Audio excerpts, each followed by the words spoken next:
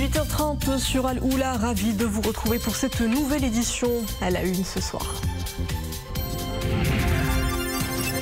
Son Altesse royale, la princesse Lalla Hasna, prend part à la première réunion annuelle de haut niveau de l'initiative Partenariat pour une éducation verte.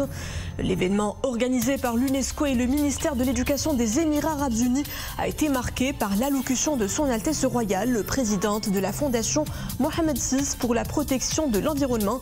Les grandes lignes de cette allocution en début de cette édition. Réduire les émissions de gaz à effet de serre, un enjeu énergétique qui polarise les débats à la COP28. Le Maroc y présente sa vision stratégique en la matière. À la clé, une décarbonation accélérée de l'économie nationale. Sécurité en ligne, le Maroc et la Belgique serrent la vis aux cyberharceleurs. Baptisé BESMA, un programme de partenariat en appui aux services de sécurité vient de voir le jour. La voie est désormais ouverte au signalement de ces actes condamnables par la loi. Bonsoir à Dubaï, le rendez-vous mondial pour le climat se poursuit. L'événement le plus marquant aujourd'hui, l'ouverture de la première réunion annuelle de haut niveau de l'initiative Partenariat pour une éducation verte. L'événement organisé par l'UNESCO et le ministère de l'Éducation des Émirats arabes unis a été marqué par la présence distinguée de Son Altesse royale, la princesse Lalla Hasna, présidente de la Fondation Mohammed VI pour la protection de l'environnement. Dans son allocution, Son Altesse royale a notamment souligné l'importance d'investir dans la pédagogie à l'heure des nouvelles technologies et de l'intelligence artificielle. Nous retrouvons nos envoyés spéciaux à Dubaï, Latifa Halima, le récit de Boubkar Mghbret. À son arrivée à la zone verte, House of Sustainability, Son Altesse royale a été saluée par son Excellence Ahmed Belhoul El Falassi, ministre de l'Éducation des Émirats arabes unis, Stefania Giannini, directrice générale adjointe de l'éducation à l'UNESCO, ainsi que son Excellence Shama El-Mzroui, ministre émirati du développement communautaire et championne de la jeunesse pour le climat. Son Altesse royale a par la suite pris part à l'ouverture de la session spéciale de haut niveau Partenariat pour une éducation verte. Son Altesse royale, la princesse Lalla Hasna, a partagé la tribune lors du panel de haut niveau sur la préparation de chaque apprenant au changement climatique avec le ministre de l'Éducation des Émirats arabes unis et la sous-directrice générale de l'UNESCO pour l'éducation en présence de son Excellence Shama Al-Mzroui ainsi que d'autres éminentes personnalités. Son Altesse royale a été conviée à prendre la parole à l'occasion de la première réunion annuelle du Partenariat pour une éducation verte lancée en septembre 2022 lors du sommet des Nations Unies pour la transformation de l'éducation organisé à New York par l'ONU et auquel la Fondation Mohammed VI pour la protection de l'environnement avait activement participé. Alhamdulillah, wassalatu wassalamu ala maulana rasulillahi wa alihi wa sahbihi. Excellencies, distinguished guests, ladies and gentlemen. Dans son allocution à l'ouverture de la première réunion annuelle de haut niveau à l'initiative Partenariat pour une éducation verte, Son Altesse royale a également appelé à une plus grande solidarité internationale, notamment de la part des pays développés vers le sud, particulièrement à l'ère de l'utilisation croissante des nouvelles technologies, creusant davantage l'écart entre les pays du nord et du sud, en particulier en ce qui concerne l'accès aux données et l'intelligence artificielle dans l'éducation. Pour faire face à ces inégalités, Son Altesse royale, la princesse Lalla Hasna, a soutenu l'importance de prendre des mesures concrètes à travers une simplification des procédures de financement international et en rendant les ressources plus accessibles pour garantir une inclusion complète.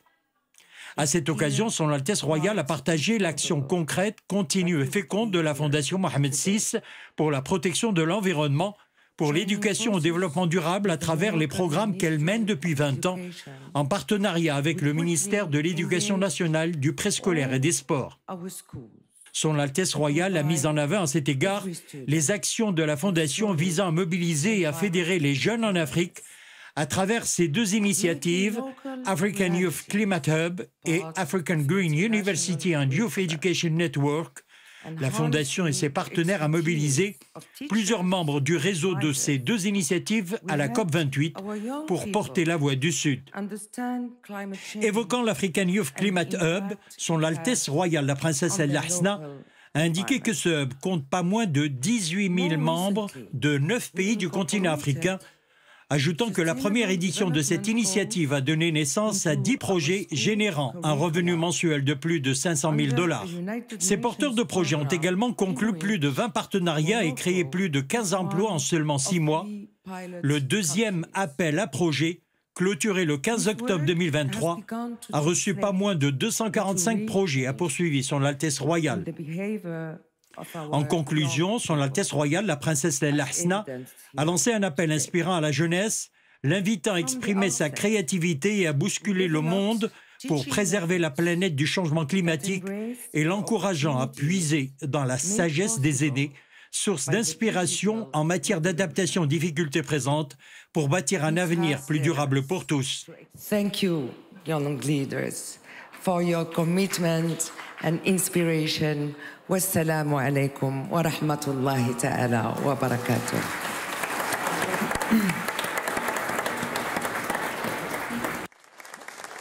À l'issue de la séance d'ouverture de cet événement de haut niveau, son Altesse royale, la princesse El Hasna, s'est rendue au Greening Education Hub où son Altesse royale a suivi une présentation sur écran interactif des objectifs de l'impact du partenariat pour l'éducation verte dans le système éducatif émirati, structuré autour de 4 piliers d'action de l'éducation transformative.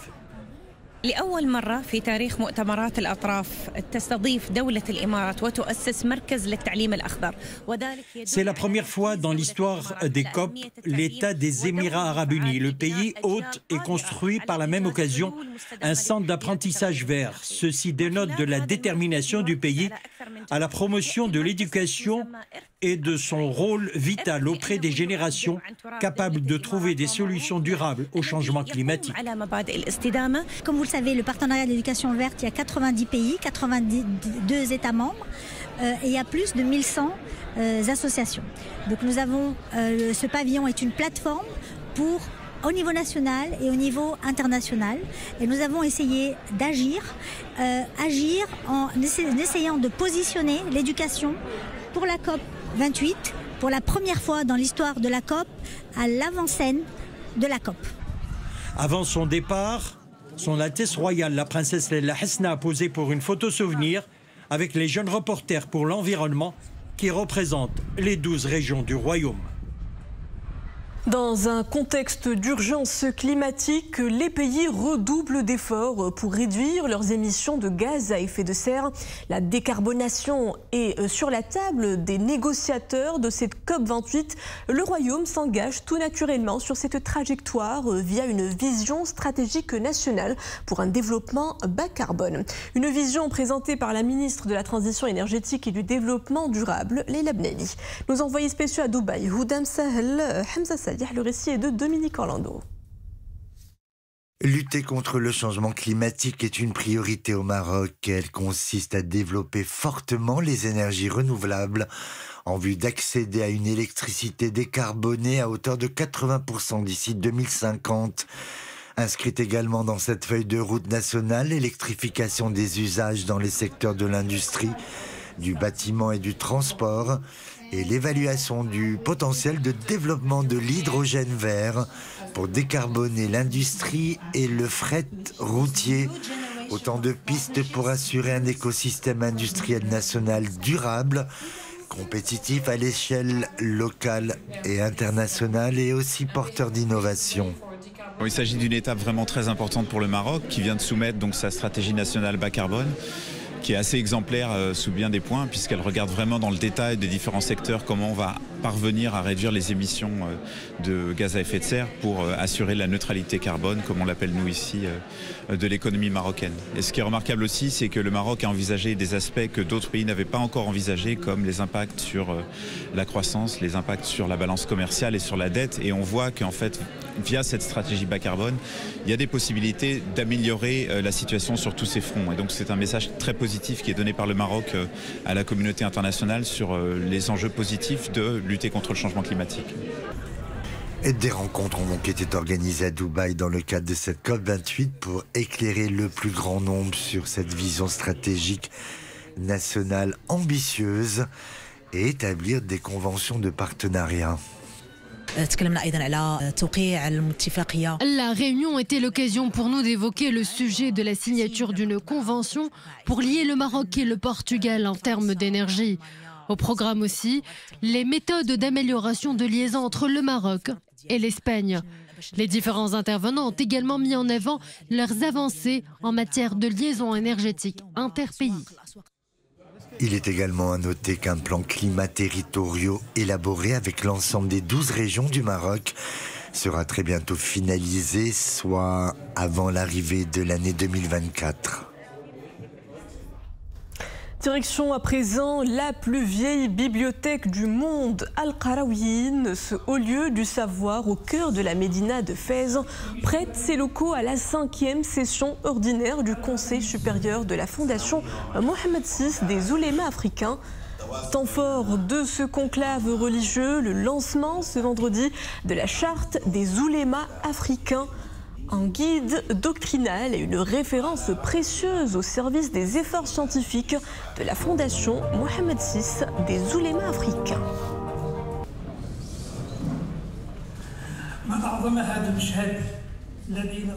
Lutte contre les violences faites aux femmes, l'une de ses formes les plus fréquentes, le cyberharcèlement. Le fléau est dans la ligne de mire des institutions sécuritaires. Un partenariat belgo-marocain s'active dans ce combat à travers un programme baptisé Basma, un appui aux services de sécurité mis en œuvre par l'agence belge de développement en partenariat avec le ministère de l'Intérieur, la Direction générale de la Sûreté nationale et la Gendarmerie royale avec le concours de la police intégrée belge. Saïd Jassi, Oumé Marmli nous rapproche de ce projet. C'est un fléau qui hante nos sociétés modernes. Plus encore, une invention malveillante du monde digital. La cyberviolence.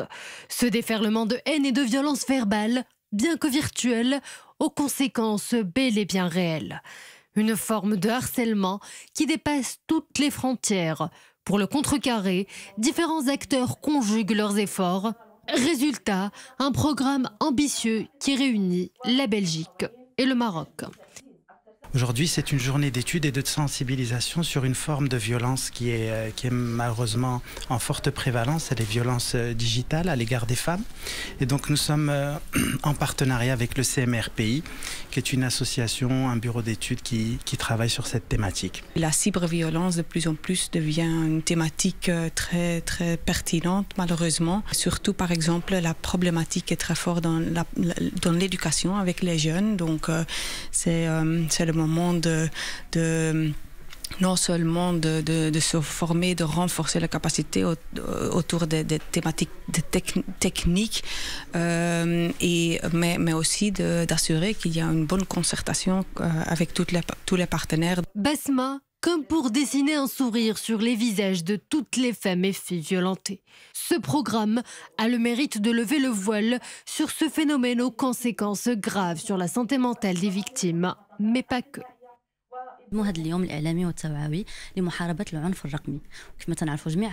Le but principal de ce projet est de renforcer les mécanismes web de lutte contre cette forme de violence. Pour cela, nous travaillons main dans la main avec les autorités.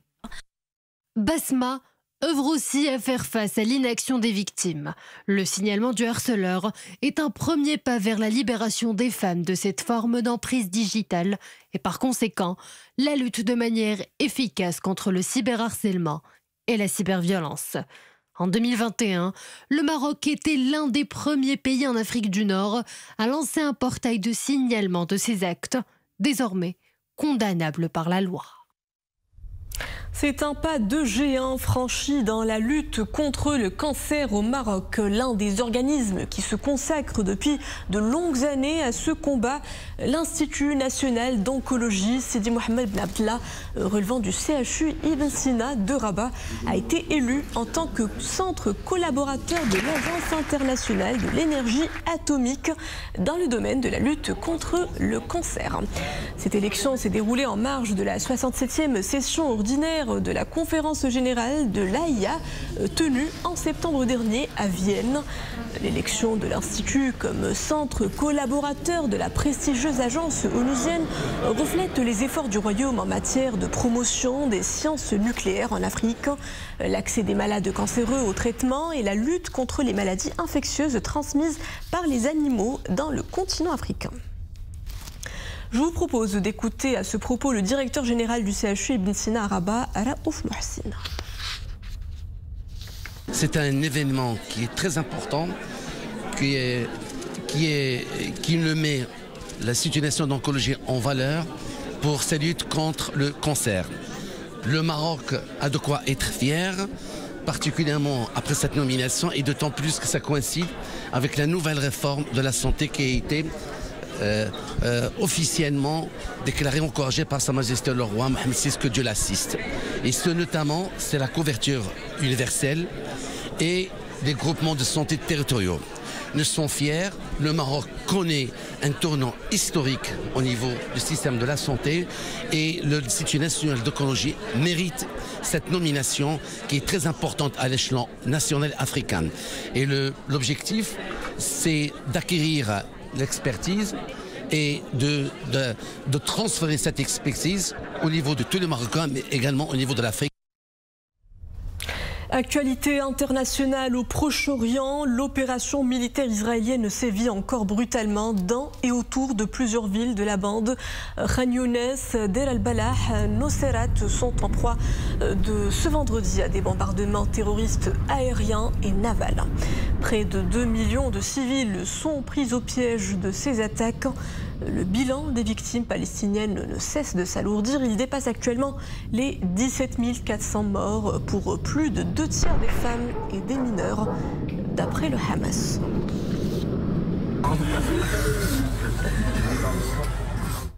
La terre a tremblé à Mexico. Le séisme d'une magnitude de 5,8 a secoué hier à la mi-journée le centre-ville de la mégapole, sans faire de dégâts humains ni matériels pour l'instant.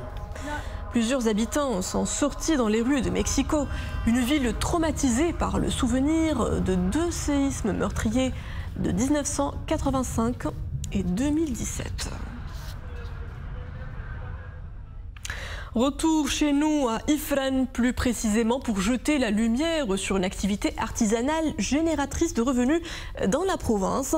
Je vous parle de la distillation de l'huile de cèdre. Des unités industrielles œuvrent à développer cette activité pour produire cette huile aux moultes applications médicales et thérapeutiques commercialisées par des coopératives. Ahmed El-Fadeli et Zakaria Mokin Billah. La forêt de cèdre du Moyen Atlas, c'est 46 000 hectares peuplé d'arbres aux nombreuses vertus. Si le cèdre est utilisé en industrie et en menuiserie, ce bois est ici traité à des fins cosmétiques. Sa sciure est utilisée pour produire l'huile de cèdre. Pour ce faire, tout un processus est engagé. Le travail s'effectue dans cette entreprise où la sciure de bois subit un ensemble d'opérations. La sciure est d'abord chauffée pour obtenir la vapeur à distiller. La vapeur traverse des conduits nommés frigidaires, puis est sublimée au niveau d'un bassin qui contient un liquide froid. L'huile se place au-dessus de l'eau. C'est ainsi que l'on arrive à produire l'huile de cèdre. Après la distillation, arrive la phase de commercialisation du produit. Au niveau des coopératives locales, l'huile de cèdre est très en vogue. Une huile essentielle plébiscitée pour ses effets thérapeutiques. Nous produisons différents types d'huiles essentielles que nous exportons dans les grandes villes et également au niveau de notre coopérative. Nous proposons plusieurs volumes, de 10 jusqu'à 60 mm ou 1 litre, en fonction des besoins du client. L'huile de cèdre est très demandée en cette période, de septembre à janvier. Connu pour ses effets à la fois fortifiants et calmants, l'huile essentielle de cèdre aide à purifier la respiration. Ses caractéristiques antiseptiques et son action sur les articulations sont éprouvées, surtout en temps de froid. En plus de son timbre olfactif subtil, propice à la relaxation et à l'action contre les addictions. Et avant de vous quitter, je vous propose de voir tout de suite ces images. Cela se passe en Belgique. Un groupe de jeunes s'adonne à la tendance sportive freestyle football, une activité sportive en plein essor. Le groupe de jeunes réalise des prouesses acrobatiques avec un ballon rond. Je vous laisse admirer ces images plutôt impressionnantes.